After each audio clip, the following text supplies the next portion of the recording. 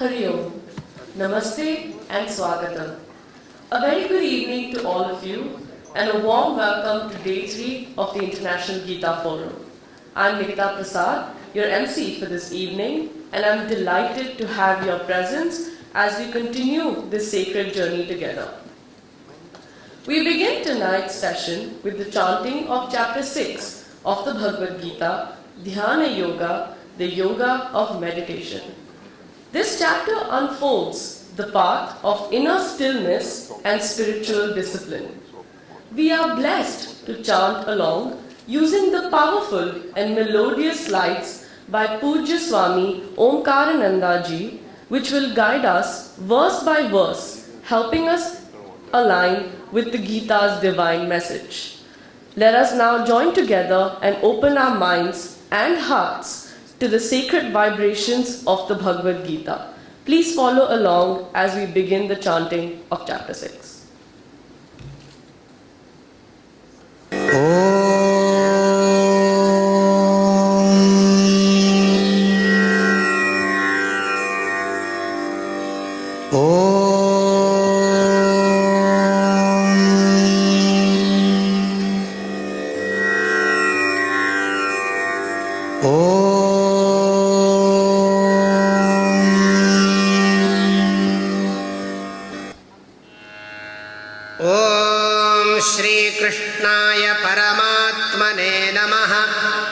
अथ षष्ठोऽध्यायः ध्यानयोगः। श्रीभगवानुवाच अनाश्रितः कर्मफलं कार्यं कर्म करोति यः स सन्न्यासी च योगी च न निरग्निर्न चाक्रियः यं सन्न्यासमिति प्राहुः योगं तं विद्धि पाण्डव न ह्यसन्न्यस्तसङ्कल्पः योगी भवति कश्चन आरुरुक्षोर्मुनेर्योगं कर्म कारणमुच्यते योगारूढस्य तस्यैव शमः कारणमुच्यते यदा हिनेन्द्रियार्थेषु न कर्मस्वनुषज्यते सर्वसंकल्पसन्न्यासी योगारूढस्तदोच्यते उद्धरेदात्मनात्मानं नात्मानमवसादयेत् आत्मैव ह्यात्मनो बन्धुः आत्मैव रिपुरात्मनः बन्धुरात्मात्मनस्तस्य येनात्मैवात्मना जितः अनात्मनस्तु शत्रुत्वे वर्तेतात्मैव शत्रुवत् जितात्मनः प्रशान्तस्य परमात्मा समाहितः शीतोष्णसुखदुःखेषु तथा मानापमानयोः ज्ञानविज्ञानतृप्तात्मा कूटस्थो विजितेन्द्रियः युक्त इत्युच्यते योगी समलोष्टाश्मकाञ्चनः सुहृन्मित्रार्युदासीन मध्यस्थद्वेष्य बन्धुषु साधुष्वपि च पापेषु समबुद्धिर्विशिष्यते योगी युञ्जीत सततम् आत्मानं रहसि स्थितः एकाकीयत चित्तात्मा निराशीरपरिग्रहः शुचौ देशे प्रतिष्ठाप्य स्थिरमासनमात्मनः नात्युच्छ्रितं नातिनीचं चैलाजिनकुशोत्तरम् तत्रैकाग्रं मनः कृत्वा यतचित्तेन्द्रियक्रियः उपविश्यासने युञ्ज्यात् योगमात्मविशुद्धये समं कायशिरो ग्रीवं धारयन्नचलं स्थिरः सम्प्रेक्ष्य नासिकाग्रं स्वं दिशश्चानवलोकयन् प्रशान्तात्मा विगतभीः ब्रह्मचारी व्रते स्थितः मनः संयम्य मच्चित्तः युक्त आसीत मत्परः युञ्जन्नेवं सदात्मानं योगी नियतमानसः शान्तिं निर्वाणपरमां मत्संस्थामधिगच्छति नात्यश्नतस्तु योगोऽस्ति न चैकान्तमनश्नतः न चातिस्वप्नशीलस्य जाग्रतो नैव चार्जुन युक्ताहारविहारस्य युक्तचेष्टस्य कर्मसु युक्तस्वप्नावबोधस्य योगो भवति दुःखः यदा विनियतं चित्तम् आत्मन्येवावतिष्ठते निःस्पृहः सर्वकामेभ्यः युक्त इत्युच्यते तदा यथा दीपो निवातस्थः नेङ्गते सोपमा स्मृता योगिनो यतचित्तस्य युञ्जतो योगमात्मनः यत्रो परमते चित्तं निरुद्धं योगसेवया यत्र चैवात्मनात्मानं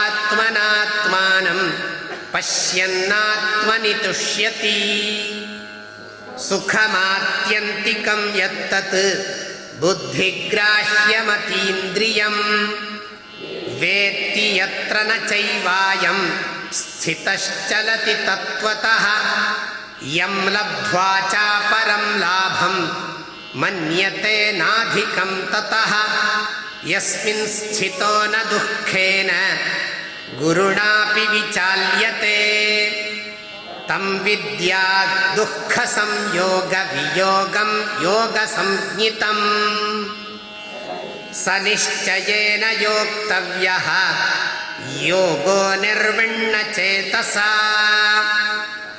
संकल्पप्रभवान् कामान् त्यक्त्वा सर्वान् शेषतः मनसैवेन्द्रियग्रामं विनियम्य समन्ततः शनैः शनैरुपरमेत् बुद्ध्या धृतिगृहीतया आत्मसंस्थं मनः कृत्वा न किञ्चिदपि चिन्तयेत् यतो यतो निश्चरति मनश्चञ्चलमस्थिरं ततस्ततो नियम्यैतत् आत्मन्येव वशं नयेत् प्रशान्तमनसं ह्येनं योगिनं सुखमुत्तमम्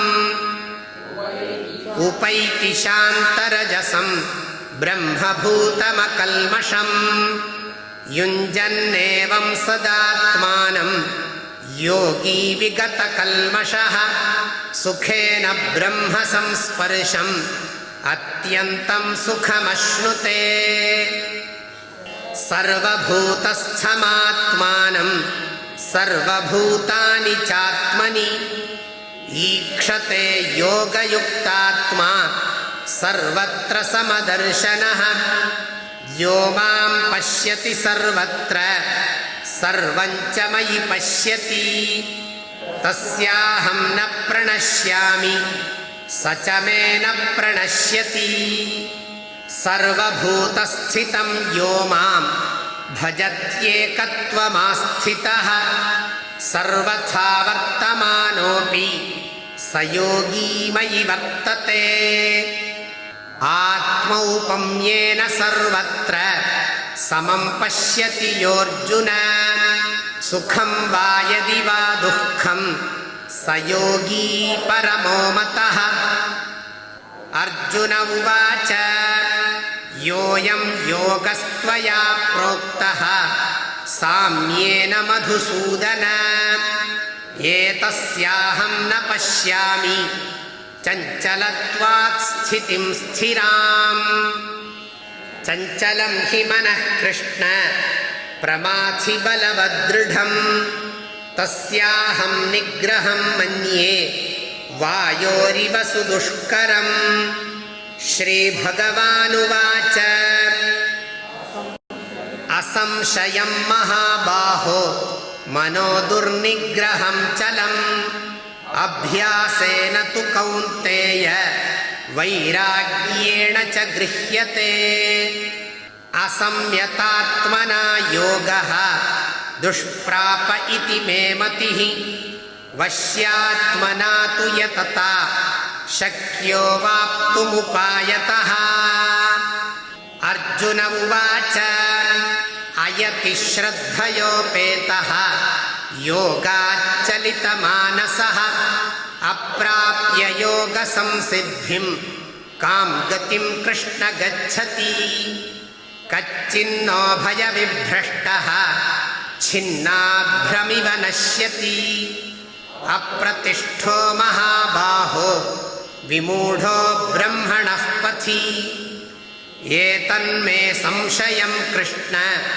छेत्तुमर्हस्य शेषतः त्वदन्यः संशयस्यास्य छेत्ता न ह्युपपद्यते श्रीभगवानुवाच पार्थ नैवेह नामुत्र विनाशस्तस्य विद्यते न हि कल्याणकृत् कश्चित् दुर्गतिं तात गच्छति प्राप्य पुण्यकृतां लोकान् उषित्वा शाश्वतीः समाः शुचीनां श्रीमतां गेहे योगभ्रष्टोऽभिजायते अथवा योगिनामेव कुले भवति धीमताम् एतद्धि दुर्लभतरं लोके जन्म यदीदृशम् तत्र तं बुद्धिसंयोगं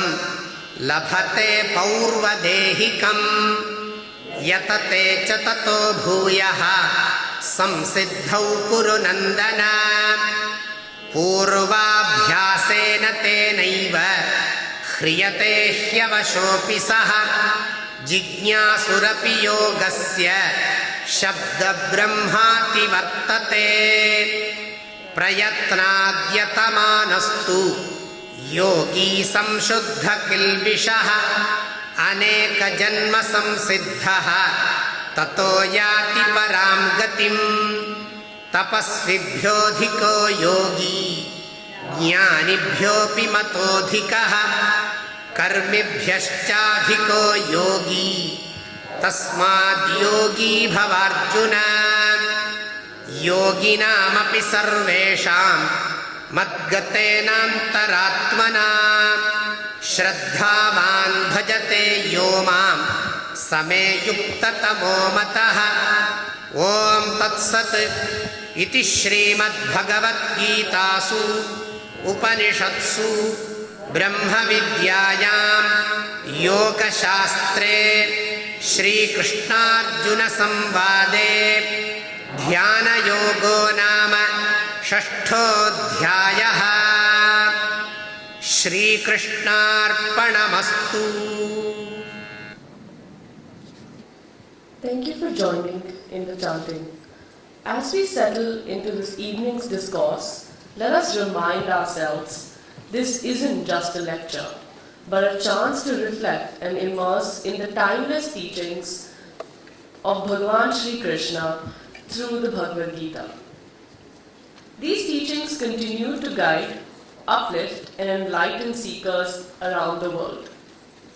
A kind reminder, please ensure your mobile phones are switched to silent mode for the duration of the session. If you have any questions for Swami Sadatmananda-Day, kindly write them clearly, preferably in block letters, and drop them into the Q&A box placed at the reception. Only written questions will be answered during the Q&A session at the end.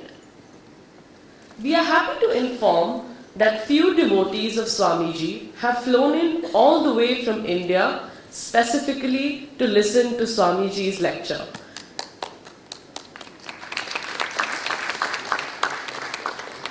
We are pleased to welcome them. And now, I take great pleasure in warmly welcoming our revered speaker, Swami Sadatmananda-Ji, once again. Swamiji will give his lecture on the theme, Meditation on the Meditator. Over to you, Swamiji. Like yesterday, today also we'll have a bhajan. I will sing and you can repeat. दया करो भगवान शंकर दया करो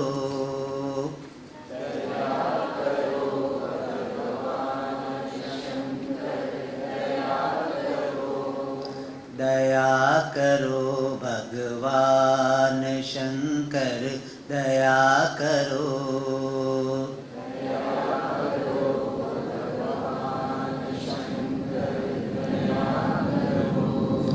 पार्वती रमणा पन्नग भूषण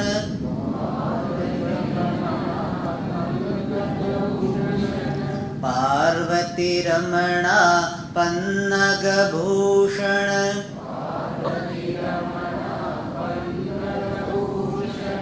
नीलकंठ है दया करो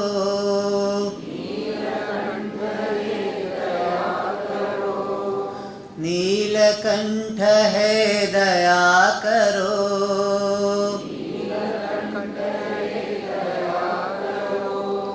दया करो भगवान शंकर दया करो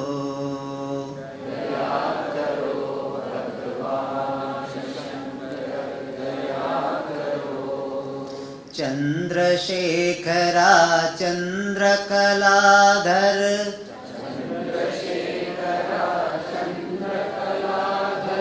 चंद्रशेखरा चंद्रकलाधर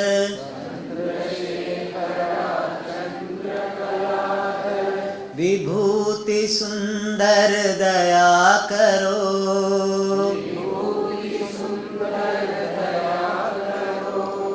विभूति सुंदर दया करो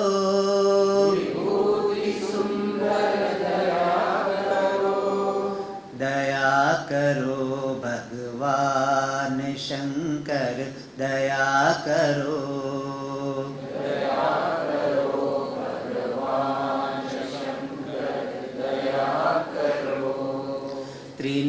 त्रिनेत्रधारी त्रिशूलधारी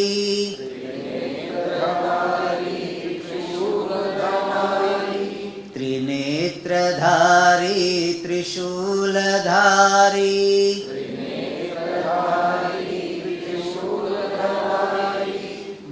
गंगाधारी दया करो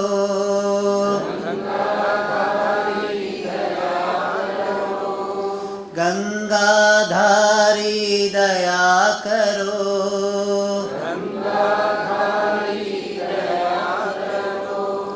दया करो भगवान शंकर दया करो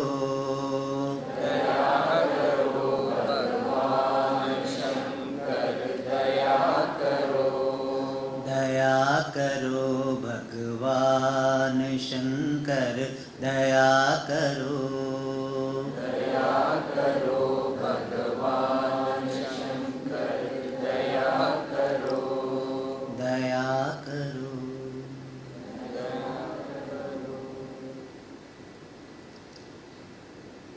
ओम सदाशिवसमारम्भां शंकराचार्यमध्यमाम् अस्मदाचार्यपर्यन्तां वन्दे गुरुपरम्पराम् ॐ पार्थाय प्रतिबोधितां भगवता नारायणेन स्वयं व्यासेन ग्रथितां पुराणमुनिना मध्ये महाभारतम् अद्वैतामृतवर्षिणीं भगवतीम् अष्टादशाध्यायिनीम् अम्ब त्वामनुसन्दधामि भगवद्गीते भवद्वेषिणीं यं Brahma वरुणेन्द्ररुद्रमरुतः स्तुन्वन्ति दिव्यैस्तवैः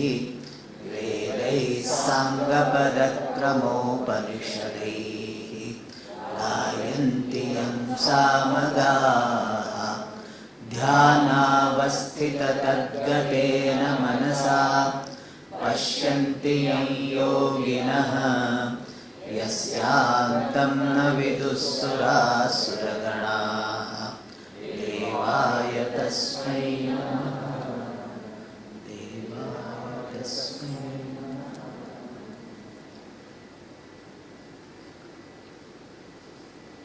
We are seeing various details related to the topic of Dhyanam. Dhyanam is mental activity in the form of a flow of similar thoughts, sajatiya vritti pravaha.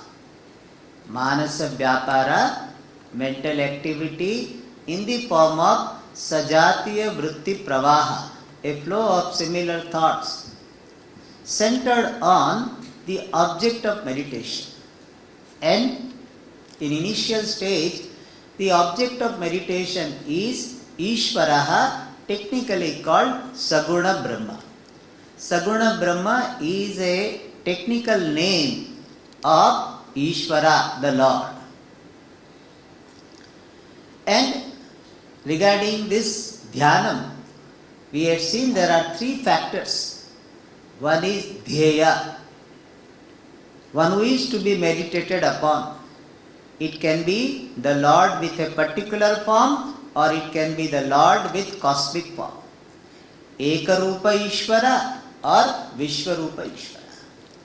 Then we were seeing the Alambana, the support for meditation.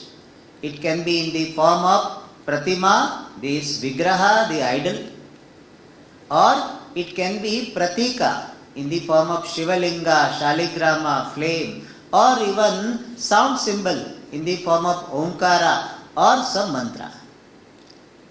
And we were focusing on this mantra dhyanam, otherwise called japa dhyanam. And we were seeing that how this japa dhyanam is to be done. We repeat the mantra mentally and we break the chain of this mechanical thinking. And we were seeing the benefit of this dhyanam, that it provides the awareness of the ways of the mind, it provides the mastery over the ways of the mind, it brings out a devotee in you, it brings this surrender, the attitude of surrender, it brings the subtlety of the mind, it brings the steadiness of the mind. And one more benefit which I did not talk yesterday, but I would like to include it. I would like to add. And that is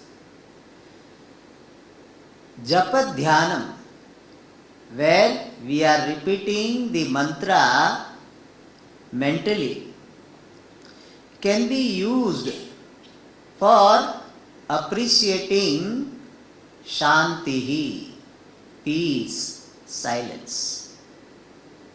How? We chant the mantra Om Namah Shivaya. Then second chanting Om Namah Shivaya. Between the two chantings, two mental chantings, we appreciate the gap. We become aware of the gap between the two chantings, mental chantings. In fact, one requires some practice to have mental chanting. Pure mental chanting is not that easy. What you will be, when you are trying to chant, what will happen? Your lips will be moving. Finally, you need to, or you can have the chanting where only the mind is used. Hence, you are repeating Om Namah Shivaya. So there is a thought. The thought regarding the mantra. Namah Shivaya, our thought has assumed the form of these words. Om Namah Shivaya. Then there will be again thought entertained. Om Namah Shivaya. Between the two mantras, you keep some gap and be aware of the gap. Om Namah Shivaya. Om Namah Shivaya. Om Namah Shivaya. You be aware of the gap between the two chantings. And this gap is in the form of silence. And to appreciate this silence, be aware of this silence. And this will help you to remain focused in this japa dhyana. Otherwise, mind will have tendency to go out between the gap. When there is a gap, during the gap between the two mantras, mind can go out. And therefore, what you do? You try to be aware of the gap between two chantings. Today we will try to do that, even though I had promised 5 minutes, but we may do little longer. Small 5-minute meditation perhaps I can teach tomorrow in the satsang, 5-minute meditation. So that short meditation we'll do it tomorrow. So satsang is there tomorrow, no? Yes. So there we can make it. Today I will teach this meditation which can be done for 10-15 minutes. So here mantra, which is in the form of a thought, and gap in the form of silence, mantra. Mantra, silence, mantra. And mantra is in the form of thought. So we can say mantra thought, silence, mantra thought. And afterwards, we increase the gap. So first we will be doing like this. Om Namah Shivaya. Om Namah Shivaya. Om Namah Shivaya. Gap will be small. Afterwards you increase the gap. Om Namah Shivaya. Remain aware of that long gap. But don't keep too long, because mind will go out. So handleable gap, but slowly you increase. And so what will happen? First, thought, silence, thought. Afterwards, silence will be extended and the order will be different. Silence, thought, silence. You can see the difference. Thought, mantra thought, silence, then mantra. So silence was in between. But now you can have silence, thought, silence. Then thought, first thought, silence, thought. Now silence, thought, silence. So silence is there before, silence is there afterwards, in between thought comes. Is it possible to close the door? Because it is there or at least half closed, if possible.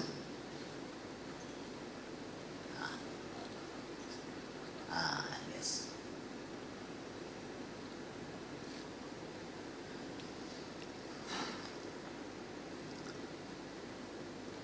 So first thought, silence, thought.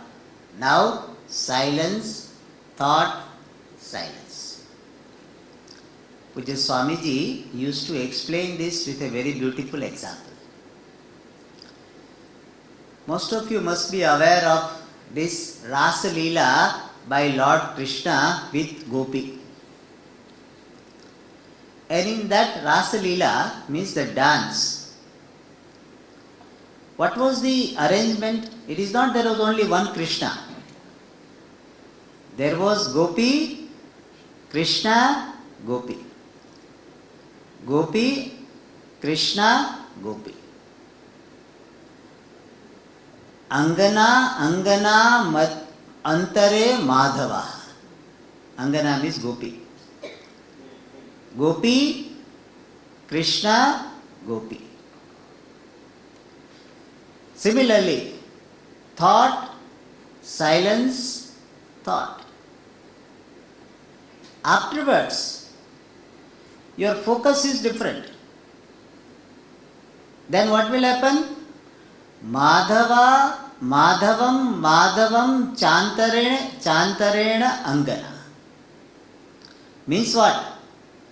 Krishna, Gopi, Krishna. Means what? In our Dashtanta, silence, thought, silence. Silence is there, thought comes and goes, silence is. Silence before thought, silence after thought. And afterwards you appreciate the silence is there even during the thought. And this silence, which you appreciate in meditation, with your Vedanta background, you will have this appreciation that this silence is not separate from me. The silence what I am aware of and I, the awarer, both of them, I the awarer and the silence I am aware of, both of them are resolved into one silence awareness, which is the true nature of Atma. I am Shanta Swarupaha. So the culmination of the Japa Dhyanam will happen in appreciation of I am Shantaha. I am tranquil. Shanti is not subject to coming and going. Shanti always is. People generally say, Swamiji, I want Shanti, I want Shanti. Shanti always is. Ashanti or the thought comes and goes, Shanti always is. This is what finally you appreciate with the help of Japa Dhyana. So this is one of the greatest results of this Japa Dhyanam, where you can have culmination in appreciation of Shanta Swarupa. Thus, the Japa Dhyanam or Pratima Dhyanam, which are called Upasana, is a sadhana for getting preparedness for self-knowledge. So this is the first part of our talk, the meditation on Meditator, where we saw the Dhyata, Dhyaya, Alambana and also Dhyata, the Meditator. In fact, our focus was on Meditator. And what is Meditator? Meditator is the one who is meditating. And who can meditate? One who has got meditativeness. And how to develop meditativeness? That we saw yesterday. That meditativeness can be developed by understanding the importance of meditation. It can be developed by regular practice of meditation. I provide a condition for the meditativeness to manifest. Everybody has got the capacity to become meditative. Once in a while, everybody will be meditative. When you see something, yesterday I gave the example, some natural scene, you are a simple, appreciative, conscious being without any demand. You are present in the present comfortably, without brooding over the past, worrying about the future. This is meditativeness. And that meditativeness is expressed by repeated, regular practice of meditation. This is one requirement. Other requirement is proper attitude towards oneself and the world. And whatever the obstacle in manifesting meditativeness, we can take care of. And one of the obstacles we discussed yesterday is guilt and hurt. We carry the people associated with our guilt and hurt and worries. How to handle that? I have got guilt with regard to some people, that I did not take care of my parents, or I did not behave properly with my spouse or children. Guilt. Or I have a feeling of hurt, that this person hurt me, that person hurt me, etc. So we carry those persons who have caused hurt in our perception. Or we are worried about our children, or sometimes our parents. So with this guilt, worry and hurt, meditativeness will not manifest. So what is to be done for that? Here we bring in the appreciation of order of Ishvara. My omissions and commissions which are causing guilt were in order. What does it mean? With given background, I could not behave in a different manner. Anybody in my place with my background would have behaved in the same manner. So my behavior was in order. And somebody's omissions and commissions which caused hurt in me. Many children have got this hurt, that my parents did not give me money to study this or that. I wanted to go to that college and my father did not give me money. Hurt. So in his perception, there was omission on the part of the father. And that creates this hurt, and I carry this feeling of hurt towards my father, and I carry my father wherever I go in my head. And you know where my father who is sitting in my head, it will be manifested, he will manifest in meditation. So generally when you are busy with things, your mind is occupied and therefore you don't think about all of them. But when you withdraw, you close your eyes and mind is not going to external objects, that time all those people who are sitting in your head, they will be surfaced. So all omissions and commissions of others which caused hurt in me, them also I validate. How? They were in order. With their background, they could behave in that manner alone. No, but they could have behaved in a different manner. See, with that background, they could not behave. If they could have behaved, they would have behaved. The very fact they did not behave in that manner because their background was such that they cannot behave in any different manner. The more you appreciate this order of Ishvara, psychological order, then you will be able to appreciate what? Sarve bhavanti sthane. All are in order. This is a very, very important appreciation for a sadhaka. To resolve the account with the world, you resolve the account with Ishvara by saying, "Oh Ishvara, everything is in order which is non-separate from you." Figuratively speaking, in the eyes of Ishvara, everybody is in order. This is a very beautiful thing. In eyes of Ishvara, I always am in order. Not only I am in order, everybody is in order. But Swami, does it mean that anybody does something wrong, we cannot say it is wrong? We should justify? No. Appreciation of order does not make you justify wrong things. Appreciation of order makes you validate the person. There is a difference between validation and justification. What is the difference? If somebody is telling lies or somebody is dishonest, he does some manipulative activities, then Why he does that? Because that person has so much insecurity that he cannot behave in any different manner.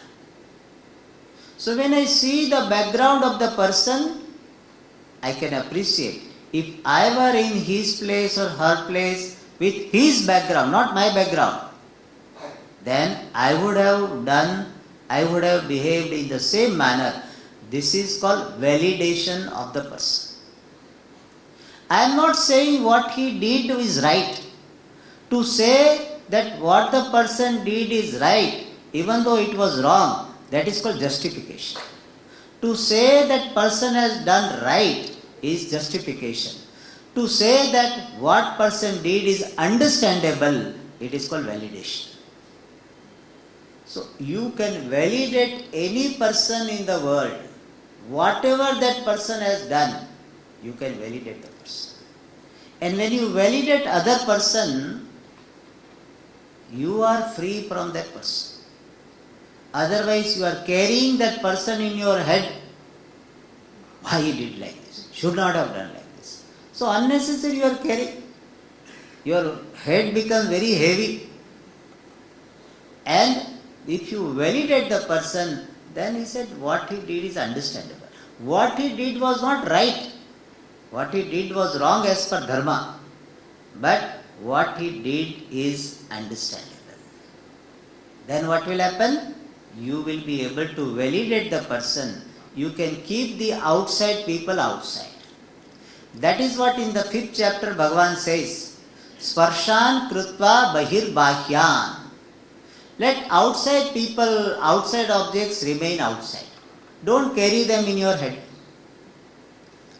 And one more thing is, you have concern, worries about some people. Now modern concern is what? My son is not getting married, my daughter is not getting married, he is not getting admission in this college or this college, that college. So much worried. So Swamiji, when worries are there, what will happen? When you sit for meditation, those worries will be surfaced. Other time you are busy, therefore sometimes worries are kept aside. But when you sit for meditation, if you have not processed it well, worries will be surfaced. When you get up, the whole 20 minutes you have spent on worries only. So how to handle that? When you start your meditation, whoever be the person who is the object of your worries, you visualize that you are handing over them to Bhagavan's care. Bhagavan, at least for 20 minutes you babysit my child, my son, my daughter. And Bhagavan is a very good babysitter. I tell you, this is the way. At least for 20 minutes you give, even though your son is 25 years old, but he requires some babysitting, so you give to Bhagavan. Bhagavan, for 20 minutes, which is my meditation time, I am handing over my son, my daughter or whomsoever I am worried about to your care. Afterwards I will take it back. But right now for 20 minutes, I hand over to your care. This is a very important exercise. If you are very much concerned and you want to meditate, this is how you do. And when you take care of all these obstacles, then meditativeness will be there and you will be able to meditate. And because of this meditation, you will be prepared for the next sadhana, which is called Jnana Yoga. And this Jnana Yoga is consisting of 3 steps. Now we are entering into the second part of this talk. Jnana Yoga means the sadhana for getting Jnana. Jnanam here means the knowledge of true nature of oneself. What is the significance of this true nature, the knowledge of true nature of oneself? For that we have to understand the pursuit of moksha, freedom. In Shastra we talk about 4 purusharthas. One is called dharma purushartha, the pursuit of the duties with proper attitude and ethics. Artha. Artha means the pursuit of earning the means of security, wealth. There is one, I think Hindu center has got Artha Forum. Is there no Artha Forum? Artha Forum is there.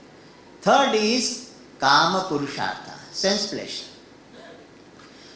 Kama Purushartha is accepted in our Shastra. One thing we need to know, our Shastras are not against sense pleasure. You can enjoy. In fact, we have got high sense of aesthetic. So we have got very fine form of all forms of these arts. We have got so many varieties, our food varieties, so many varieties of dance, music, etc. all are developed under this Vedic culture. Why? Because we are not against Kama. Kama itself is not a problem. But when Kama becomes your uncontrollable passion, object of your uncontrollable passion, and you are ready to violate dharma, then Kama becomes a problem. That Kama is criticized in Shastra. If you are remaining within the bounds of dharma and you are enjoying Kama, Shastra does not object. Especially in Grihastha-shrama, Kama Purushartha is permitted. For Brahmacharya, Vanaprastha and Sannyasa not permitted, but for Grihastha-shrama, Kama Purushartha is permitted. So Kama Purushartha is also allowed, but remaining within the bounds of dharma. And the last Purushartha means human goal. The last Purushartha, human goal, is called moksha, freedom. Freedom from what? Freedom from bondage. What is bondage? One definition of bondage is something what you don't want but you find yourself with. That is called bondage. What you don't want but you find yourself with, that is bondage. So generally people think that bondage, which is generally translated as samsara, so samsara means people think wife and husband, they are samsara. In fact, in Tamil, wife is called samsara. It is a little bit injustice to ladies. So husband also should be called samsara, but generally wife is called samsara. Really speaking, wife is not samsara, husband is not samsara. What is samsara? Your dependence upon the wife or husband to be happy, that is samsara. Your dependence upon your wife, your husband, your children to be happy, to be secure, to be peaceful, that dependence is samsara. Person is not samsara.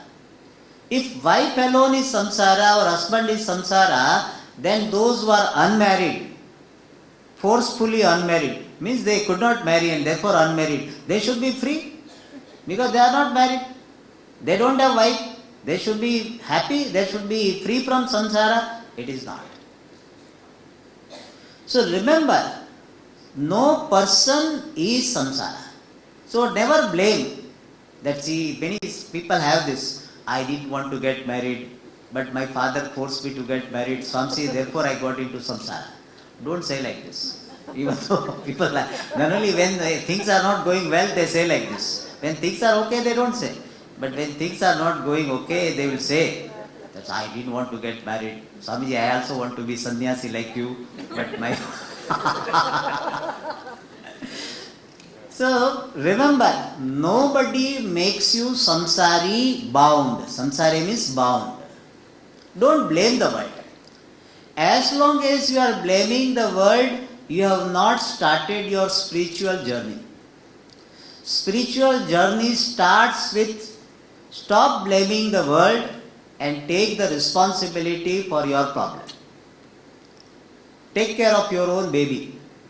So don't blame others for your samsara.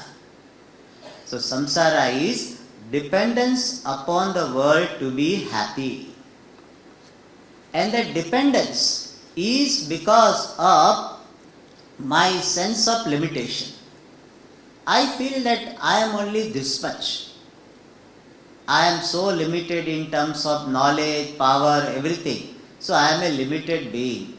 And being limited, I am not happy. Therefore, I depend upon the world, objects, people and situation to be happy. That is what samsara is. So samsara is dependence upon the world to be happy, coming from this sense of limitation. And this sense of limitation is because of not knowing myself to be what I am and mistaking myself to be what I am not. So ignorance and ignorance born wrong conclusions are responsible for my sense of limitation. And sense of limitation is responsible for my dependence upon the world. And this sense of limitation will go when I become free from ignorance about my true nature, when I become free from ignorance born conclusion about my true nature. And therefore, the cause of the samsara being ignorance and ignorance born conclusion, freedom, moksha is by knowing my true nature. When ignorance is the cause for the problem, knowledge is the solution. When darkness is the cause for the problem, light is the solution. Thus, the vision of our Vedanta is Jnanena mokshaha. Jnana devatu kaivalyam. Moksha is by knowing my true nature. And how do you know your true nature, which is limitless? Any knowledge is by using the means of knowledge. As I said yesterday, you can know this flower. How?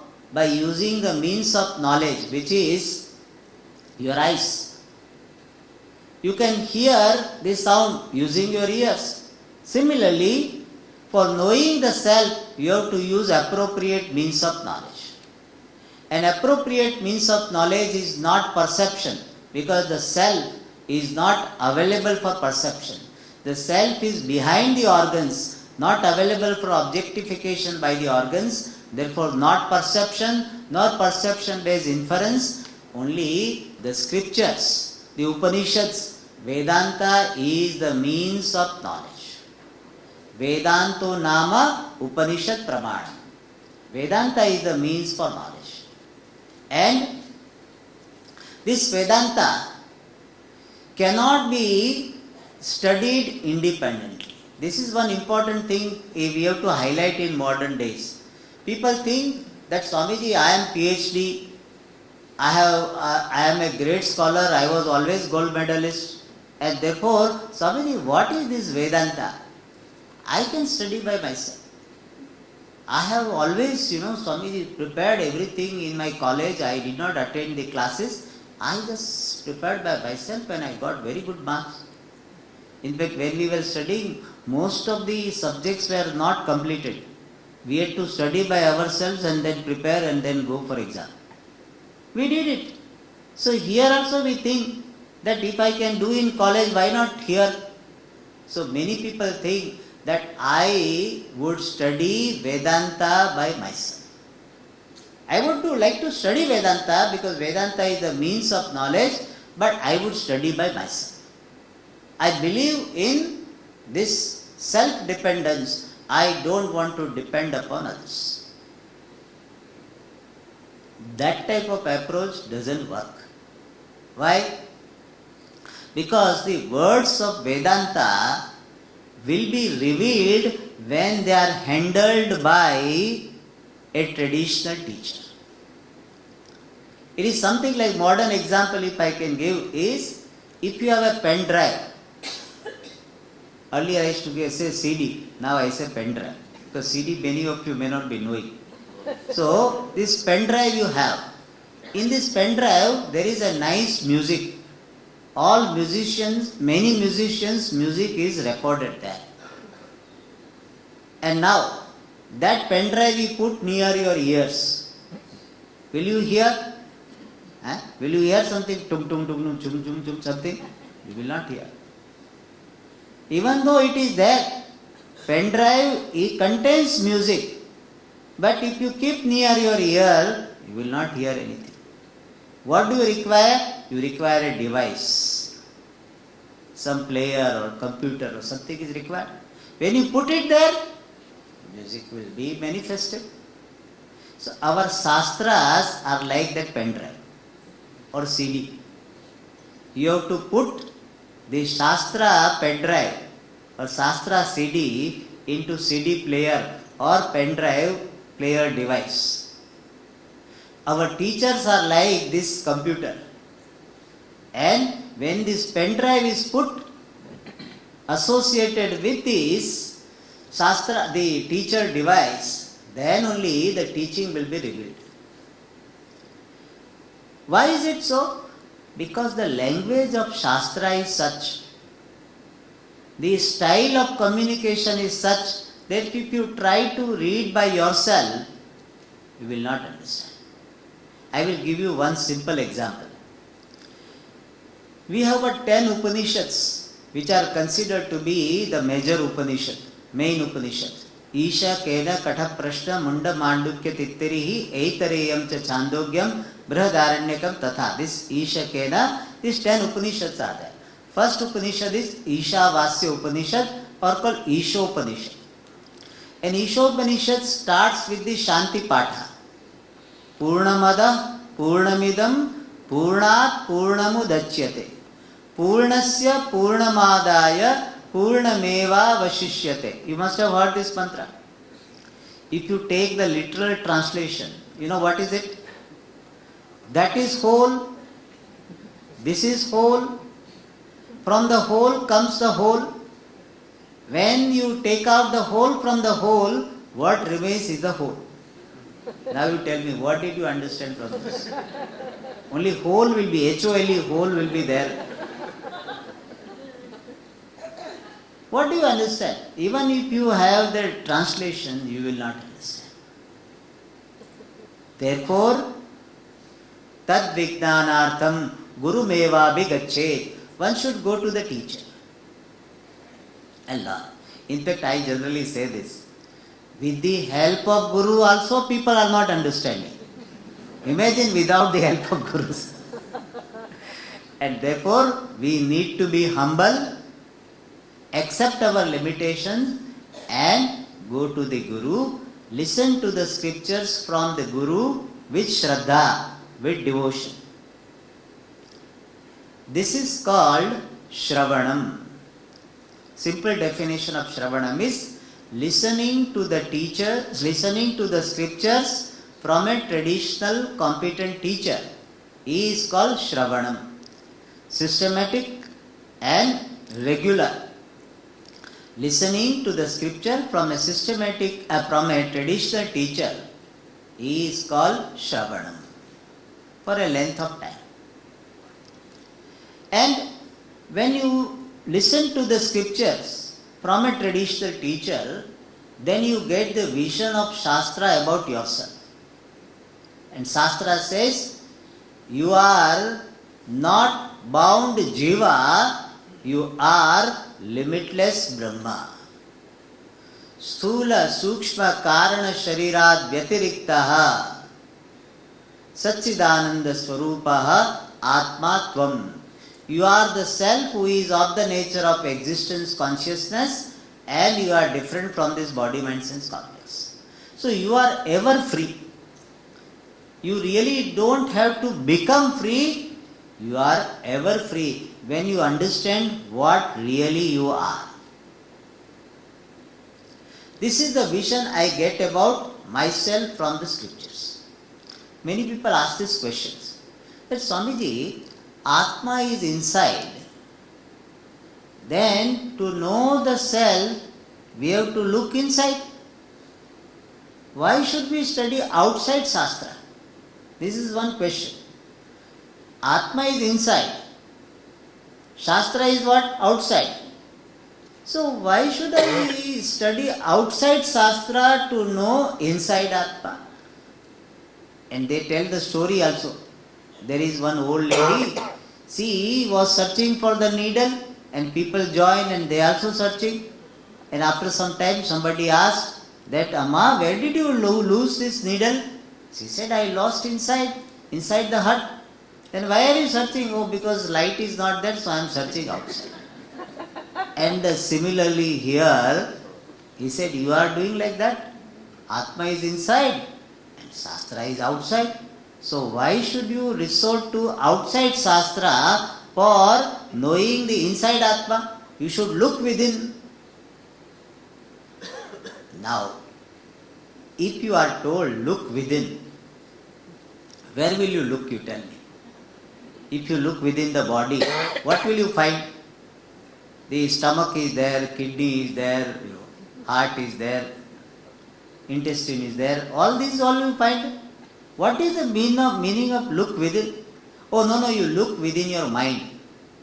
If you look within your mind, then in mind all thoughts are there, likes are there, dislikes are there, some good qualities are there, some weakness, emotional weakness, they are there. What do you mean by look within? And though this look within is a very good word, it has some message. We don't dismiss the expression. But if you take it literally for dismissing the need for the scripture, then you are misguided. Look within has got the message that don't search for Atma outside. Atma is not away from you. That is the message. And that Atma which is not, the limitless Brahman which is not away from me is to be understood with the help of scriptures. Like, to see your face, what do? To see your face, you have to take the help of mirror which is outside these eyes, outside your face. To see your face, you have to take the help of mirror which is outside the face. But your commitment is not to look at the mirror. Your commitment is to look at yourself as a person. So Shastra is to be studied with the help of teacher and you get the vision. I am limitless Brahma. But for some people this may not be enough. If you are highly qualified, if you have done Karma Yoga and Upasana well, then this much is enough. Listening to the scripture from the teacher and this teaching from the scripture unfolded by the teacher is good enough for a person who is highly qualified. But 99.99% of people are not highly qualified. Therefore, they require the next exercise which is called Mananam, where the doubts which are arising, they are resolved. And after removal of doubt, I have got conviction. Earlier there was knowledge, now there is a conviction. What is the difference between the knowledge and conviction? When you have only knowledge without conviction, what will you say? Shastra says, I am Brahman. Shastra says, I am Brahman. So this is only knowledge. Conviction is what? I know for sure I am ever free, limitless Brahma. I am very well convinced. It is not the Shastra says, that now the vision of Shastra is my conviction. Then your Mananam, deliberation, the process of resolving doubt with the help of reasoning, that Mananam is completed. But after that also one more problem remains, and that is called the problem of habitual error. There are two types of error. One is called ignorance based error, other is called habit based error.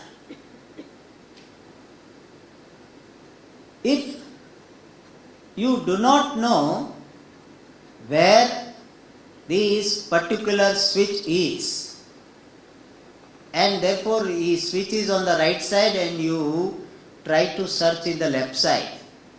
This is the error based on ignorance, because you did not know where the switch is. So this is called ignorance based error. Other error is habit based error. Suppose you had this switch on the right side for 20 years and you used to switch on. Even mechanically your hand will go right side, you switch on. You have used. And for some reason you yourself have shifted this switch from the right side to the left side. You yourself have done it. Or at least you have got it done through an electrician, you were there. So you do not have ignorance of the fact that now switch is on the left side. But still, when you enter into the room, because of habit, your hand will go on right side only. So that error is called habit based error, habitual error. In fact, some of you must have experienced this, that you were having a house in some area for 10-15 years and now you have changed. So changing the house is a very big affair. So now you have changed the house, you don't have ignorance of the fact. But many a times it will happen, at least especially in initial stage, that you will be driving your car to that old house direction. Even though you know it, but your house, your car, if you are not aware, it will go to the old house. So that error is called habit-based error, habitual error. Similarly, here we have got habitual error. What is that? Before coming to Vedanta, I was having this conclusion. What? I am bound. I am subject to pleasure and pain. I can be sukhi, I can be dukhi. I am bound. I am a small person. I am karta, I am the doer, I am the experiencer. And so I have got all wrong conclusions about myself. And now, even though I got the knowledge, but I have been entertaining these conclusions for millions of janmas, not millions of years, millions of births. And therefore, after receiving the knowledge, after getting cognitive conviction also, for some time, this conclusion remains. This habitual error remains. And therefore what happens? Even though I am convinced that I am ever free Brahman, but still that habitual thinking is not totally gone. And therefore if somebody tells, you are idiot, then you feel insulted. Shastra says, the vision of Shastra is, you are the witness of the buddhi, intellect, which is idiot or intelligent. You are not idiot, you are not intelligent. But we have been entertaining this thinking that I am idiot, I am intelligent, and therefore somebody tells me, even though I have got cognitive conviction, but still because of habitual impressions, habitual thinking, I will react. Some loss happened, I lost it. So small reaction will happen.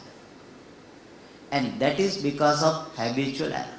So what has happened? Knowledge has taken place, conviction has taken place, but it is not fully assimilated in the system.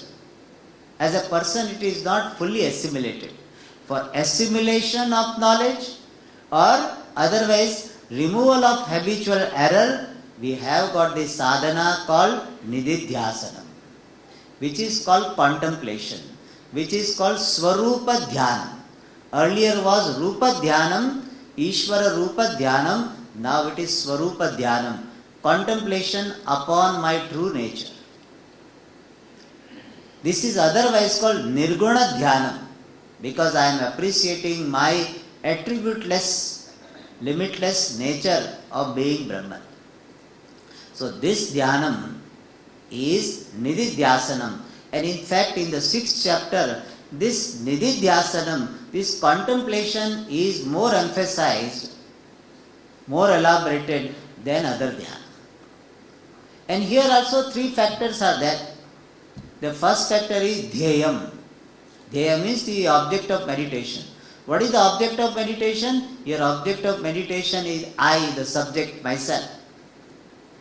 So I, Nirguna Brahma, limitless Brahman, is dhyayam. Brahmatma Swarupam, my limitless nature, is the content of meditation, dhyaya. What is the alambana, support? There are 2 types of support. One is called Shabda, other is called Drishya. And based on that, we have got 2 types of meditation, which are called Shabdanuviddha Samadhi and other is called Drishyanuviddha Samadhi. Anuviddha means associated with. And incidentally, one more word I would like to introduce, and that is Samadhi. Most of you must have heard this. Swamiji, you talked about this Karma Yoga, Upasana and the Shravanam, Mananam, Nididhyasanam. But what about Samadhi?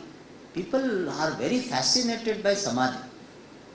If some Swami is introduced that this Swamiji remains in Samadhi for 3 hours, people feel, wow, that's great. So what is this Samadhi?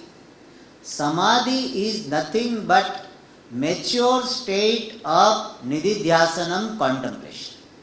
Mature contemplation, effortless contemplation is called Samadhi. So Samadhi is not a separate sadhana. Samadhi happens when your contemplation, your Nididhyasanam is mature. And therefore, Samadhi is not counted as the 4th one. In Brihadaranyaka Upanishad, 3 sadhanas only are talked about. Atmavare Shrotavyaha, Mantavyaha, Nididhyasitavyaha. What about Samadhi? Samadhi is included in Nididhyasana. And this Samadhi, which can be otherwise called Nididhyasanam, can have alambana, support in the form of words or can be in the form of drishyam, the object.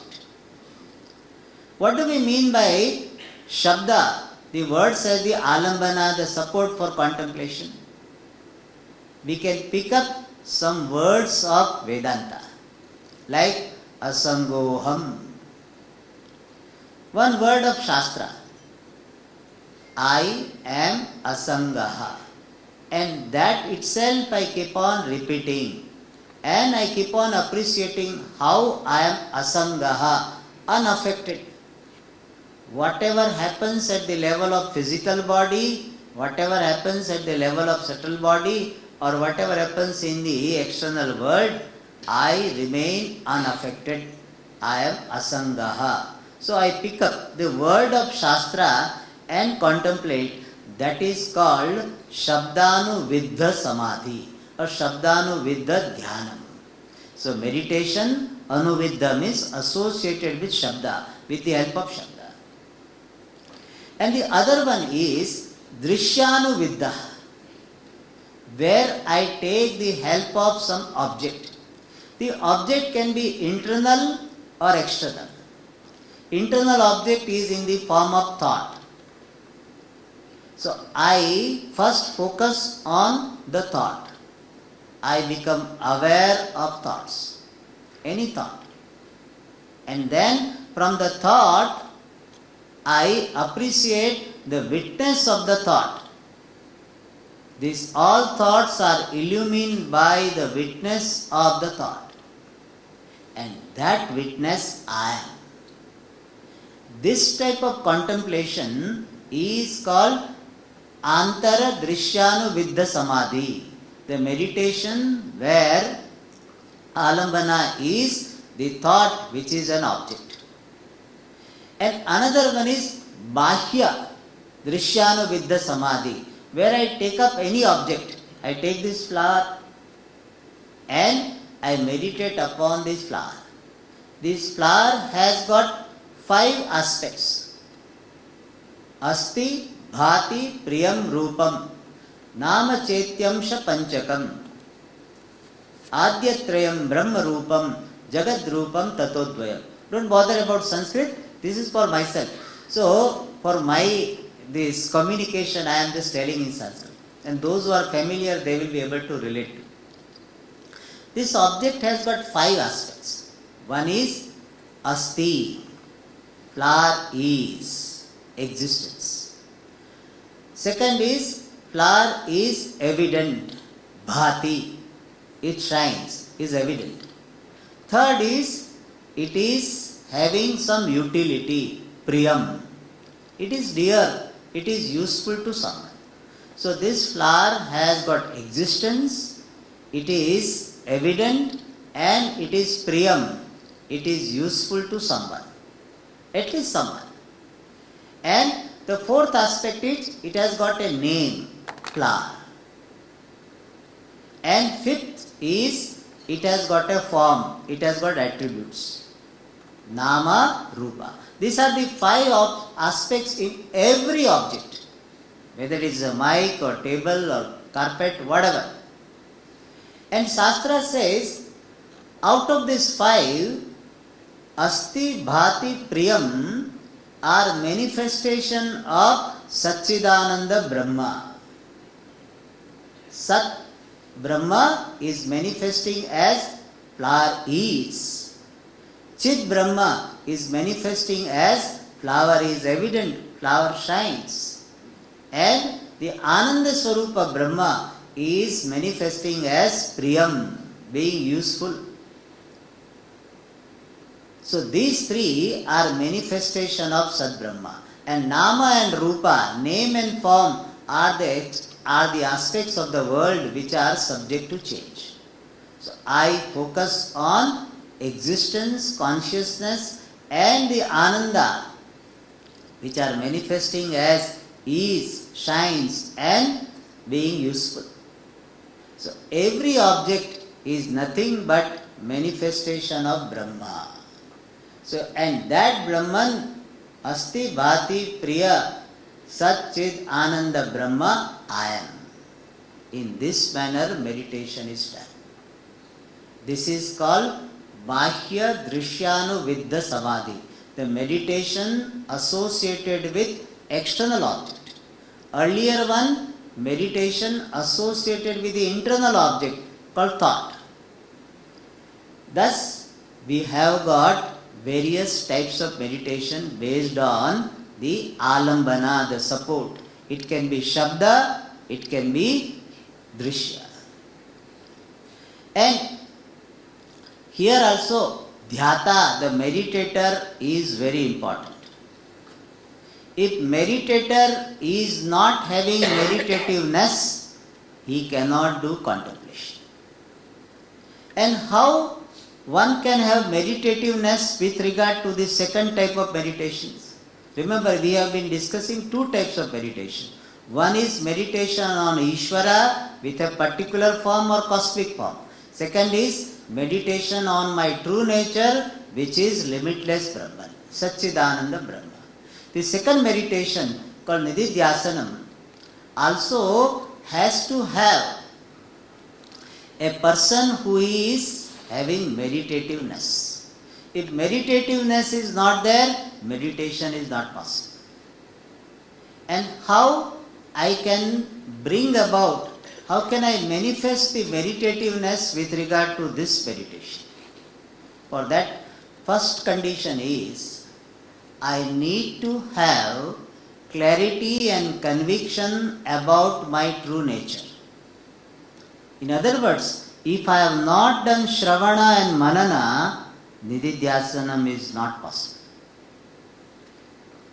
Therefore, in Panchadashi very nicely says, Tabhyam nirvichikitse arthe. I can do Nididhyasanam only when by Shravanam and Mananam I have got clarity and conviction.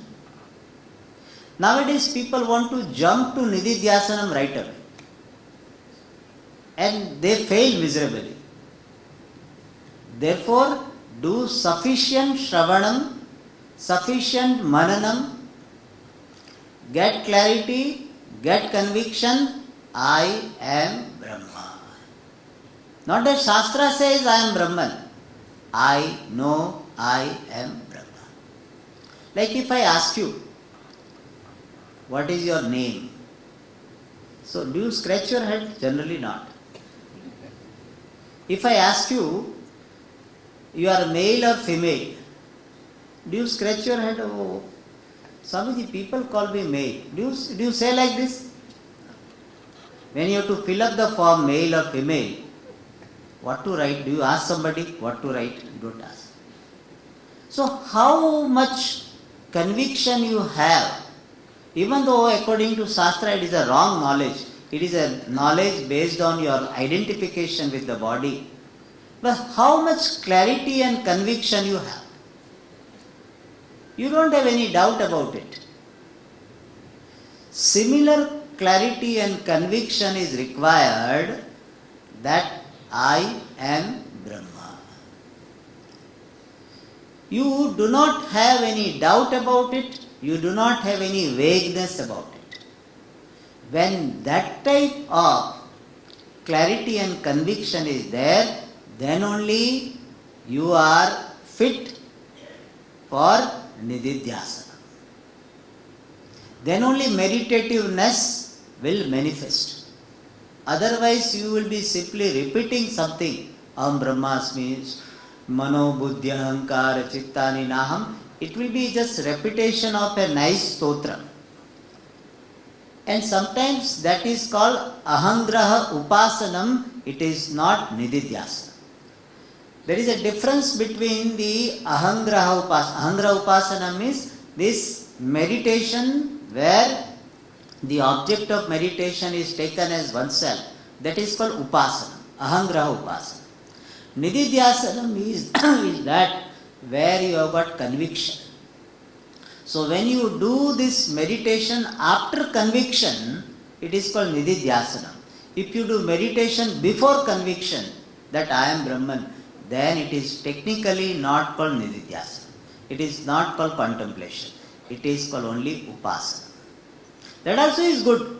It is not harm you. But it will not give the result of Nididhyasana.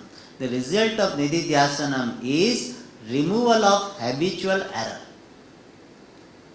The old conclusions which are sitting in your head, they are to be removed, and that will be possible by Nididhyasana. And that can be done only when you have done sufficient Shravanam and Manana. So the first condition for a successful Nididhyasana is clarity and conviction born of sufficient Shravanam and Manana. Second is, one needs to have lot of vairagya, dispassion. And dispassion based nivrittihi sannyasaha. For Nididhyasanam, person has to become a sannyasi. When I say this, many people will be frightened. We don't insist on physical sannyasi, formal sannyasi. You don't have to change the dress. In fact, you remain where you are. Otherwise, we will not get bhiksha. So, for our so, formal sannyasa is not required. But the spirit of sannyasa is required. And this idea is given in the 6th chapter.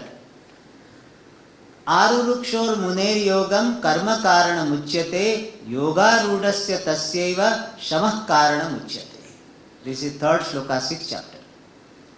So there it is said, a person who has got now contemplativeness, that slowly he has to withdraw for utilizing his contemplativeness. And therefore, life characterized by minimum involvement with the worldly activities is required for Nididhyasana. And even if you don't take physical sannyasa, which is not compulsory, but mentally you have to become sannyasi. If you want successful Nididhyasana. For successful upasanam, which we talked about for 2 days, you don't require sannyasa. But for successful nididhyasanam, you have to have the spirit of sannyasa minimum. Physical sannyasa you take, it is extra benefit. But mental sannyasa, spirit of sannyasa should be there. And what is the spirit of sannyasa? Generally we talk about 4 aspects of this spirit of sannyasa. The first one is ahimsa, value of not hurting anyone. The spirit of sannyasa is, if I cannot help anyone, doesn't matter, but I should not harm anyone. Higher degree of value of ahimsa. In fact, every sadhaka has to have ahimsa, non-violence. But the sannyasi spirit requires higher degree of ahimsa. So the first aspect of sannyasa spirit is ahimsa, non-violence, not hurting anybody. Second is vairagyam. Vairagyam is dispassion towards the objects of this world and other world. Third is exclusive commitment to Shravana, Manana, Nididhyasana. No other activities. Sannyasi should not run any business. The spirit of sannyasi means person is free from those, relatively free from, in fact, as much as possible free from those activities. And the fourth one is yadricha labha santushta. Person is non-demanding person. Is contented with whatever he gets. This is the spirit of sannyasa. It takes time. So don't, if you think that Swamiji, I don't have any one of these 4, doesn't matter. Right now you don't have, doesn't matter. You can follow the sadhana of karma yoga, upasana, slowly it will come. But for successful nididhyasanam, the vairagya based nivrutti, withdrawal from this worldly activities, is essential. Third thing required is person should be regular in practicing this nididhyasana. It is not Sunday to Sunday, Friday to Friday, or Monday to Monday. No. He has to be yogi yunjita satatam in 6th chapter. Atmanam rahasis stitaha. This mental withdrawal, physical withdrawal if possible, is essential for successful nididhyasana. And this person needs to have mastery over his body, mind, sense complex. Means his body is able to master, he is able to sit for some length of time, his sense organs is able to withdraw, and his mind also is able to withdraw. And one more thing Bhagavan Sri Krishna highlights is moderation in everything. Yuktahara viharasya yukta cheshtasya karmasu. In eating there is moderation, in sleeping there is a moderation, in activity there is moderation. Then person is having meditativeness, preparedness for nididhyasana. And when he does nididhyasanam, what will be the result? That part we'll see in the next class. We will see a little bit. Today we have time up now, 8-10 minutes. So we will do this Upasana Rupa Dhyanam, where meditation on this Ishvara with the help of Nama Japa. And let me tell you the steps followed, so you are aware of it. First step is taking a comfortable posture. Second thing is feeling blessed, appreciating the feeling of being blessed for opportunity, time, and the mind for meditation. Third step is Guru Vandana, salutation to the Guru, or if you don't have Guru, salutation to the Lord who is the Guru of everyone. Next step is attention on the body. Be aware of your body. Be aware of various parts. Next step is deep conscious breathing. After that, being aware of normal breathing. I am telling the steps so that in future if you want to do, you can follow this. Being aware of normal breathing. Then appreciating what it means to be relaxed, mentally relaxed, comfortably present in the present, letting people be what they are, giving up my resistance and insistence, completely surrendered to Ishvara. That is mental relaxation. Next step is doing mental japa. Om Namah Shivaya or Om Namo Narayanaya, whatever mantra. And the next step is appreciating the gap between the two chants, mental chants. And the gap is in the form of silence. Increasing the gap. And finally, appreciating that silence is myself. These are the steps of meditations. If you follow them regularly, it will be highly beneficial. Today we will try to practice. We'll start with the chanting and then follow our steps. Om Namah Shivaya, Om Namah Shivaya.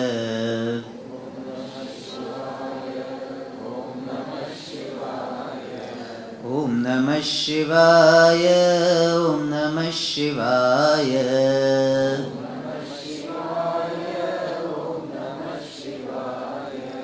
Om Namah Shivaya, Om Namah Shivaya.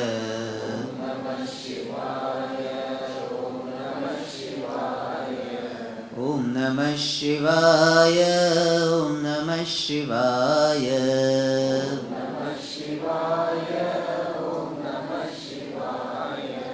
Om Namah Shivaya.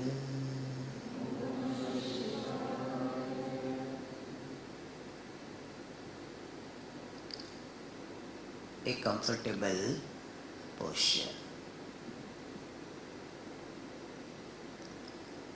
Body is erect,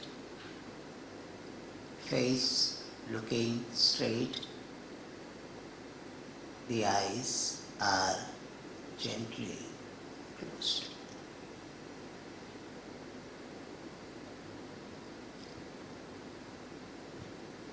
I am blessed to have time, mind, and opportunity for meditation. I need not bother about success or otherwise about this meditation. Blessed I am. Now, mental salutation to the Guru or the Lord. Om Sadgurave Namaha.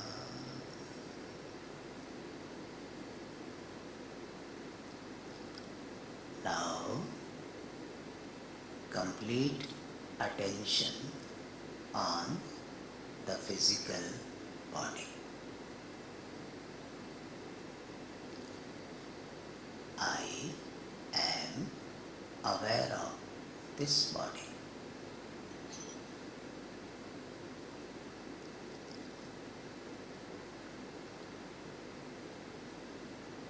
I am aware of head region, front and back. both the hands, right, left. Trunk, the central part of the body. Front, back. Both the legs,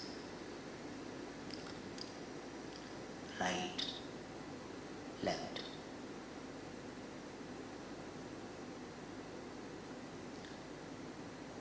The entire body is relaxed.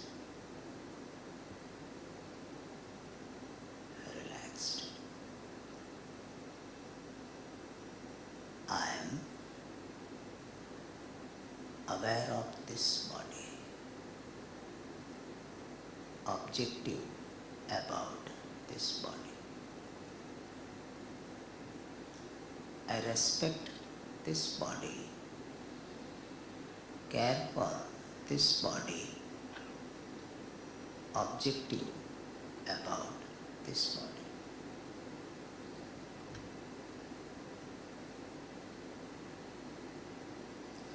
Now, deep conscious breathing, a few rounds by yourself.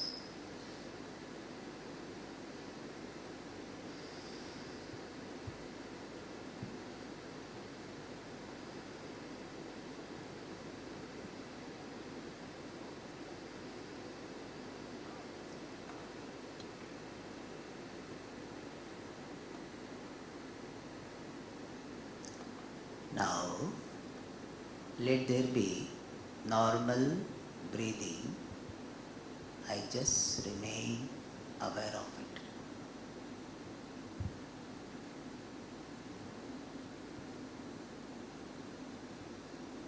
Breathing in, breathing out.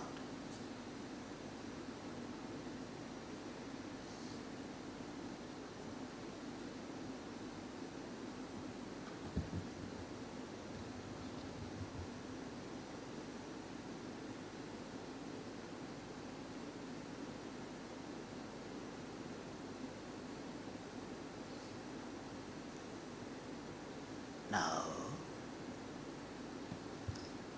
let me appreciate what it means to be relaxed.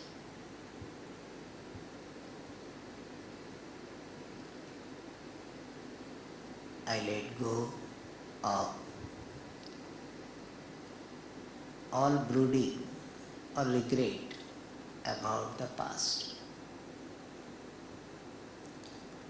I let go of all worries about the future.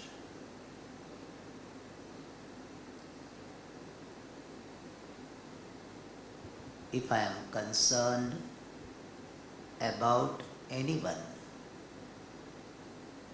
I hand over that person, that object, that situation to the feet of Ishvara, the Lord.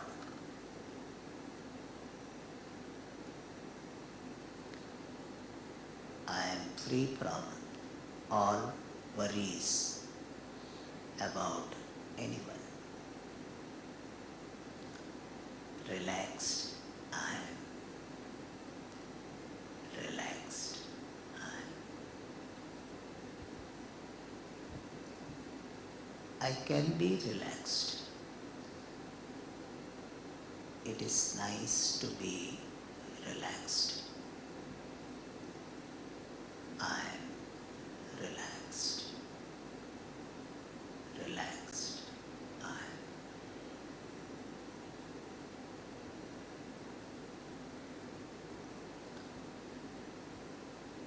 I let people be what they are.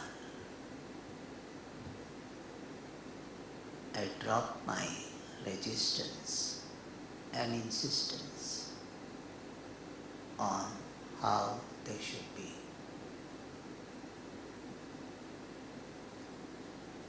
I let the world be as it is now. Relaxed.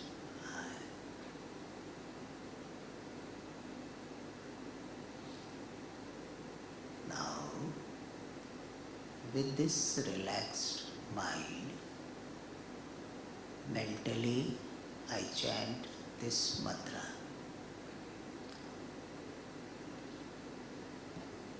Om Namah Shivaya.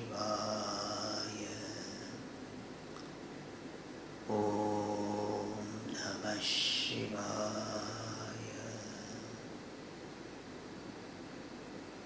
Om Namah Shivaya.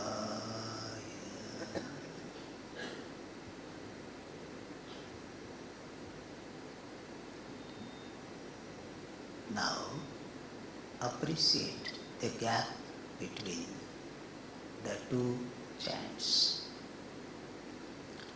Om Namah Shivaya.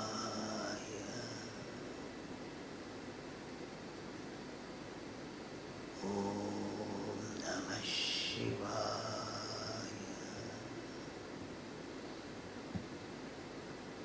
Om Namah Shivaya.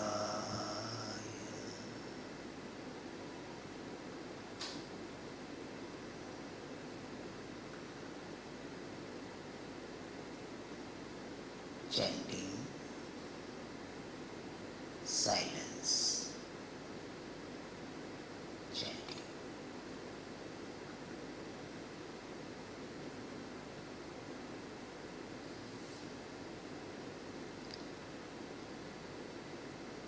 We can increase the gap. Om Namah Shivaya.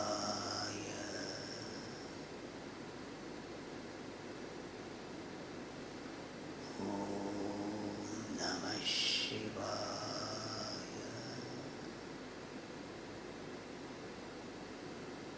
Om Namah Shivaya.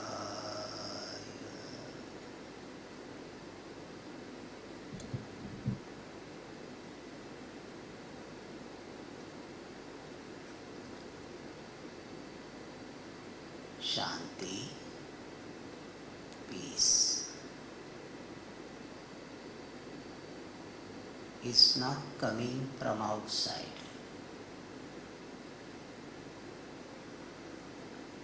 Shanti is my nature.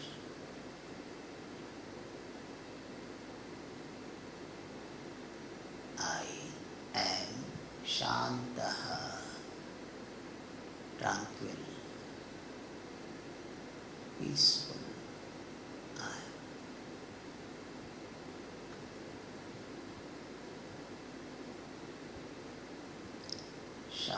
Shantoham, tranquil. I. Shantoham, tranquil.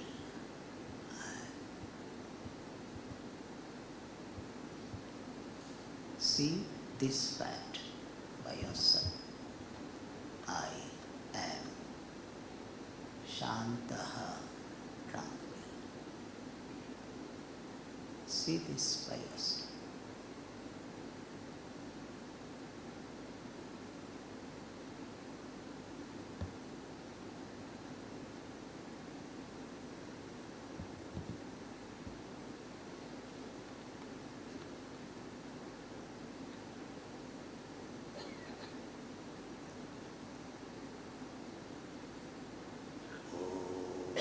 Shanti, Shanti, Shanti.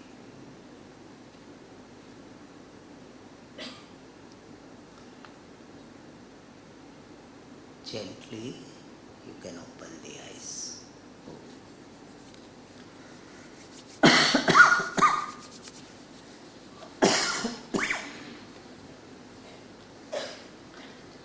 I have some questions of yesterday. I will read and answer.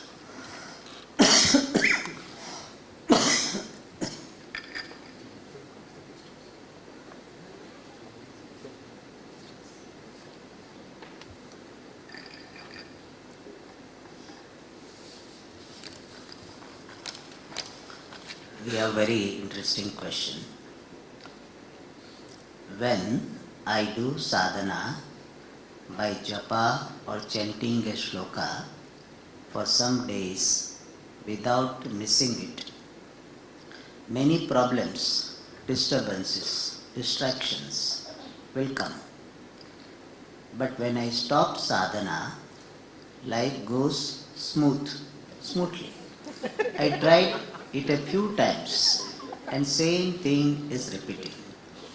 Please advise what is happening while doing sadhana. Am I not capable for sadhana? Is question clear to everybody? Question clear? Very interesting question. Question is that when I do sadhana, some japas or dhyanam, shloka, chanting, then problems come. When I don't do, everything is okay. So what does it mean that I should not do sadhana? In fact, Bhagavan seems to be extra gracious on you. Whoever asks, is this person there in the hall? Okay. Is there? This person there? Okay, there, okay. Good. In Bhagavatam, very beautifully said this. Bhagavan Vishnu says, he says, when my bhakta, my devotee, starts worshipping and becomes more and more committed to me, trying to be more and more committed to me, I will take away all his wealth. So that, some people may be afraid of that. So that the people who are around him, because of money and keeping him distracted from me, those people will go away. And that person will have exclusive commitment to me. It is something like when you are ready for surgery, the doctors will put a cut. But he is putting a cut for what? For relieving you from the bigger problem. So similarly, if you are getting some disturbances, then it can be seen as an expression of Bhagavan's special care for you. Bhagavan wants to get you this immediate result of Bhagavad Prapti. You can see it that way positively. But if you don't have courage, Swamiji, no, I don't want Bhagavan, I don't want Vishnu, I want Lakshmi only. So, that is all right. Then what you do? You can every day pray to Bhagavan. Bhagavan, give me the capacity to handle the crisis so that even when crisis comes, I will not give up my sadhana. So you pray for that. Oh Lord, give me the capacity to handle the difficulties so that I will not give up my sadhana of worshipping you even when difficulties come. Is it clear? That is how you can pray. So two options are there. One is going for surgery or asking for the postponement of surgery. Being prepared for surgery. Okay, so you can follow either of them. Next one is, can women chant Om? See, Vedanta is telling that you are not a man or woman. So, best thing is you go beyond that. But still, if you want to hold on to your womanhood, then not only women, even men should not chant this Omkara. Mere Omkara. Om, Om, Om. Mere Omkara is reserved for sannyasis. So, mere Omkara, you can chant Om Namah Shivaya, that is okay. But mere Omkara is generally not chanted by non-sannyasi. Why? What is the karanam? What is the reason? The reason is that mere chanting of Omkara can give, if you do very intensely, it can give strong vairagya. And if you are in the Grihastha having spouse and children and the relatives and responsibility, if you get this bout of vairagyam, strong vairagyam, you may feel like running away from Singapore to Rishikesh. And that may be destabilizing to your family, which is not good. And therefore, generally, mere Omkara is not chanted by men or women if they are not sannyasis. For sannyasi, this Omkara is to be chanted. He should chant. Why? So that he will get vairagya. So if he is in Rishikesh, let him remain in Rishikesh. He need not go to any other country. So, for sannyasi it is advisable, and for non-sannyasi generally it is not suggested. It is not prescribed. Alright. So that is the answer. The Lord says He will come as an avatara when adharma increases. Is what is happening in the world and the wars not adharma, or is it still considered small on his scale? On his scale, yes. Right now we are able to do satsanga, no? It shows that Kali Yuga has not come in full form. When you and me cannot do this, we cannot have this Gita forum or these classes on Gita, it is very, very difficult to even meet and chant Bhagavad Gita, and all this type of situation comes, then Bhagavan will come. So as you have said, on Bhagavan's scale, it is not yet fully intensified. In fact, Kali Yuga has got 432,000 years. Out of them, only 5,000 years have gone. 5,127. That many years only have gone. So now we have to wait for 427,000. Almost 427,000 years you have to wait till then. By that time you will not be there, I will not be there. So Kali Yuga is not in its full form. It is not still virulent. So it will, when Kali Yuga, it will be very difficult for even doing this religious activities. That time Bhagavan comes. So therefore on his scale, Kali Yuga is not fully intensified. And therefore adharma is there. But dharma also is there. See, we are meeting. We have got so many activities. Today he was showing in Singapore, how many temples? 27 or something. So many temples are there, and each temple is visited by people, no? So therefore, Kali Yuga is not coming to form. It looks like that, but still, ये तो एक झांकी है. It is only a glimpse of Kali Yuga. अभी और तो बाकी है. So this ये तो झांकी है. Means it's only a glimpse. Okay. Those who know Hindi, they will understand. झांकी means glimpse. As for Japa Dhyanam, is it simply repeating the mantra for a certain time, or is it there more to do? Today we have explained, little bit more to do is there, and what is to be done, that I have explained. I have given the steps also, and we have practiced also. Today you were able to hear, most of you? Was it audible today, sound? Last part was not audible. Oh, okay. I will try to be more audible. Okay. Now one more interesting question, I really love it. I don't know whether a person will admit that this is the question asked by me. How does one in a marriage accept the accelerated spiritual progress of their spouse? I have understood this question as, like my spouse, I am also having some spiritual progress, but my spouse is having accelerated growth.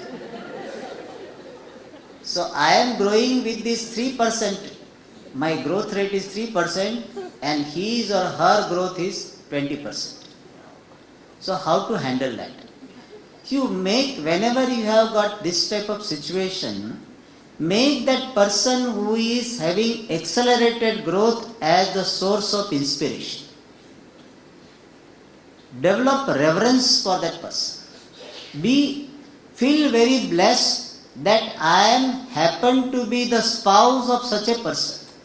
My wife or my husband is growing so well. What a wonderful thing. I am in the company of such a person with accelerated spiritual growth. Only thing that he or she must not have left you. If that his or her accelerated growth is so much that he left and went to Rishikesh, then this is a problem. Then also, you pray, even if that person is showing less interest in you, or you are feeling little inferior, you pray for the person. You pray for further acceleration in his or her growth. Jealousy can be neutralized by offering prayer for the object of jealousy. Very difficult. You have jealousy for your spouse, and I am saying what? You pray for your spouse. But this is a very effective way. Just pray. Heart of the heart, you may have the feeling that that fellow or that felly, whatever, that person, that my spouse should come down. Something should happen to him so that his acceleration is coming down, so I will be at par with him or her. That type of thought may come. You neutralize it by offering prayer, getting inspiration from that person, appreciating, wow, how nice it is. I wish I also will have similar acceleration or accelerated growth in my spiritual life. So handle this jealousy or this disparity by prayers and converting jealousy into inspiration. So this is how we handle. Do we have any other question?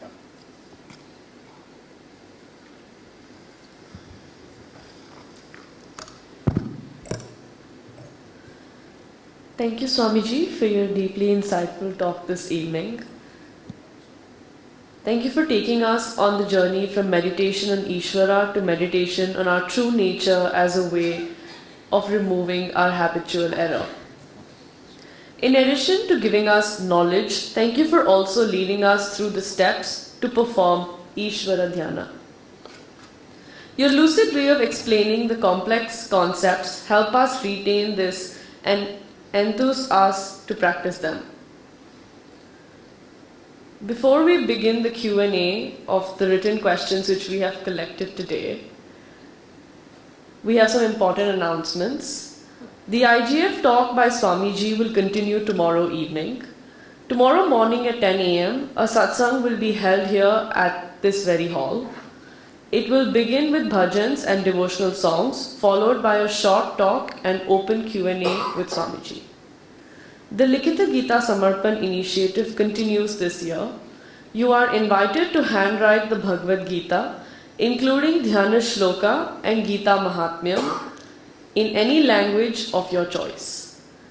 These books will be offered during the Moksha Ekadasi Parayan on Monday, 1st December 2025. The online Gita Parayan and Satsang will commence from Saturday, 5th July at 10:30 a.m. and will be held on odd Saturdays until end November. Each session includes chanting and a brief talk by a local Gita scholar.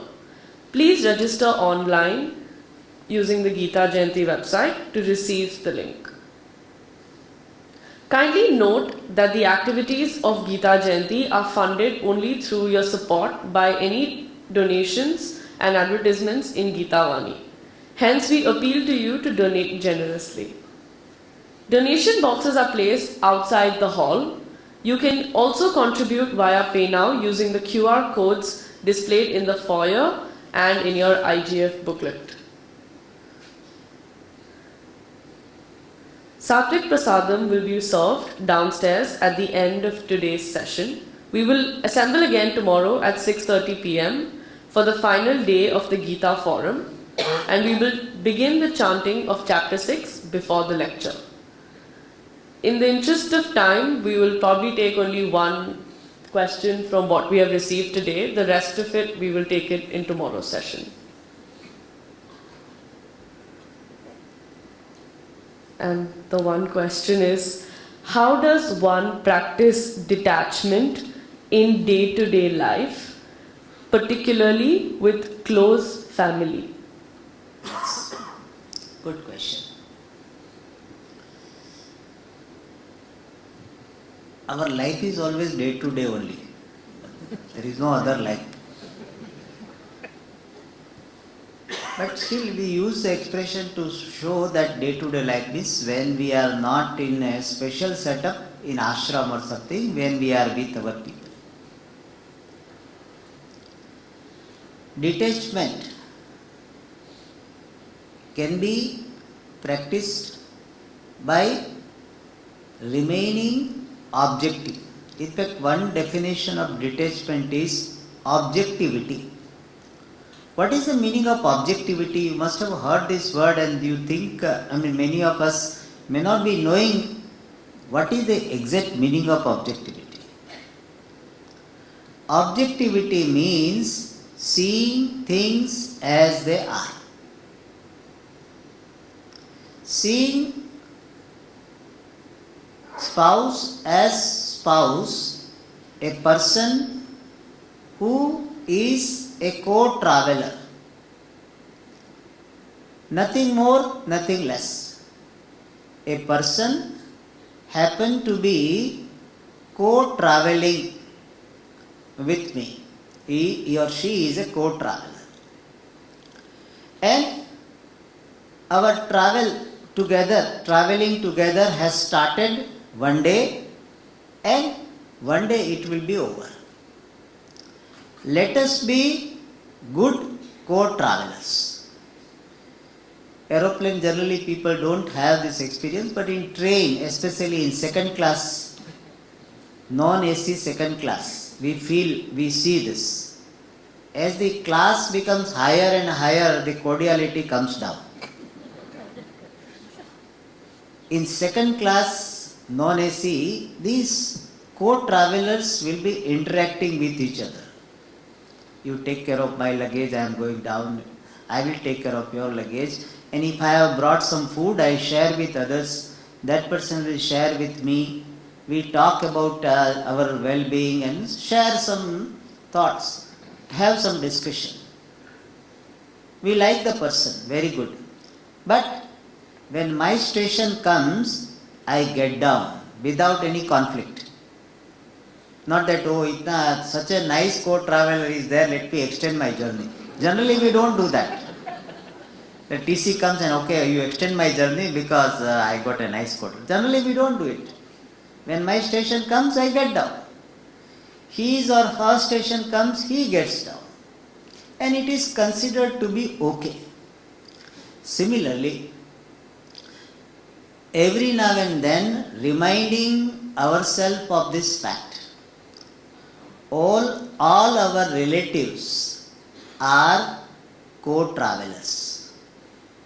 And we are brought together by the force of prarabdha. Prarabdha means our punya papa done in the past life.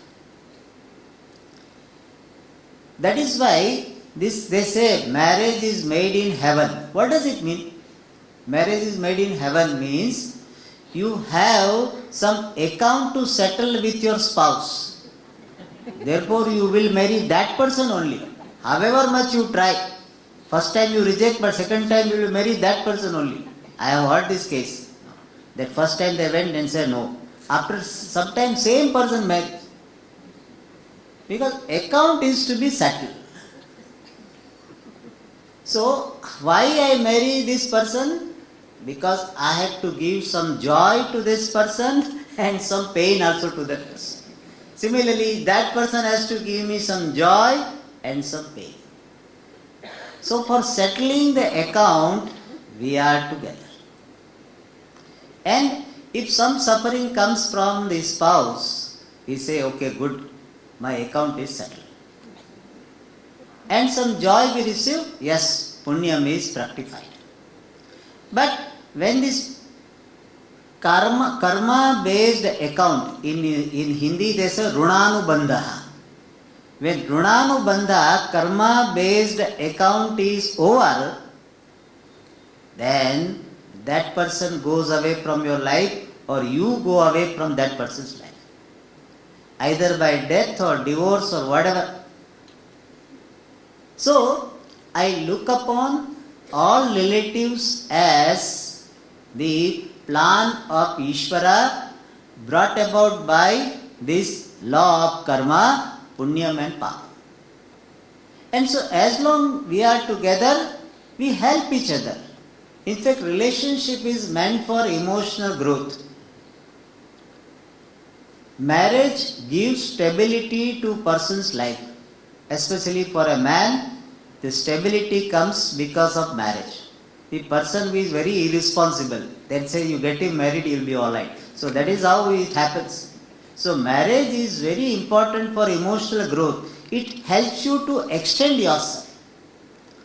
So seeing that the purpose of relationship is emotional growth and we are together because of this punyam and papam, the karma, and when I have to go from that person's life or that person has to go from my life, I am ready to accept this fact.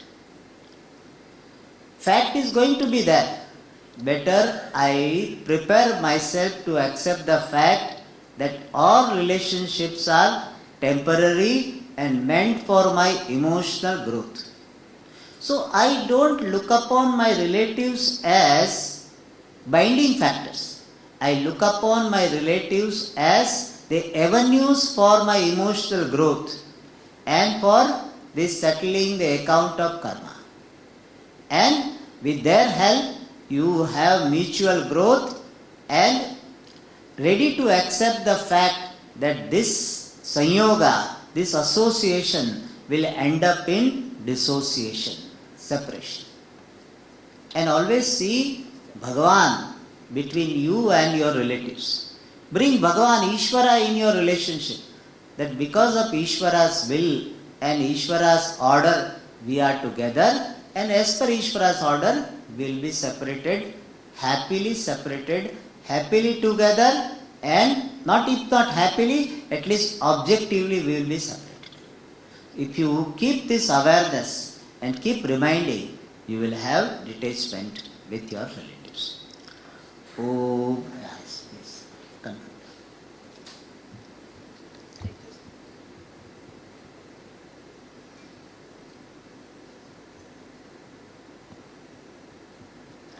Okay, can I conclude? Om Purnamadah Purnamidam Purnat Purnamudachyate Purnasya Purnamadaya Purnamevavashishyate. Om Shanti Shanti Shanti. Harihi Om Shri Gurubhyo Namaha. Harihi Om. Thank you all.